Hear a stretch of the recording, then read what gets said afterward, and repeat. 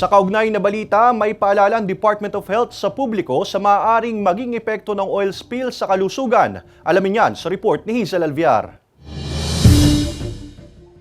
Mariing pinaaalalahanan ng DOH ang publiko lalo na ang mga nakatira malapit sa apektadong lugar ng oil spill na maging alerto dahil maaari itong magdulot ng pagkasira sa mga lamang dagat pati na rin sa kalusugan ng mga taong may expose dito. Kung ang tirahan ay malapit sa naapektuhan ng oil spill, mas mainam kung humanap ng pansamantalang tutuluyan habang hindi pa ito naiaalis. Sa pagkakataong hindi makalikas, huwag lumangoy at iwasang madikit sa mga bagay na apektado ng langis. Huwag gumamit ng tubig na kontaminado ng langis. Huwag kumain ng isda o mga lamang dagat mula sa apektado ng oil spill. Huwag magsunog ng mga basura o driftwood na kontaminado ng langis. Upang masiguro naman na ligtas habang at pagkatapos ng oil spill sa lugar, pigilan ang mga alagang hayop na pumunta sa mga kontaminado ng langis. Kung nadikitan ng langis o tarbol ang balat, hugasan kaagad ng banayad na tubig at sabon. Kung nadikit naman ito sa damit, labhan ito sa pangkaraniwang paraan pero iwasang gumamit ng matatapang na detergent at iba pang kemikal. Tiyakin ang mga basura, debris at lahat ng mga bagay na apektado ng oil spill ay maitapon sa maayos at tamang paraan. Kapag nakalanghap ng masamang amoy, dulot ng oil spill at makaranas ng pagkahilo, pananakit ng ulo, eye irritation, pagtaas ng high blood pressure, o kaya ay skin irritation at blisters kapag nadikit ito sa balat, agad humingi ng medikal na tulong sa pinakamalapit na klinik o ospital.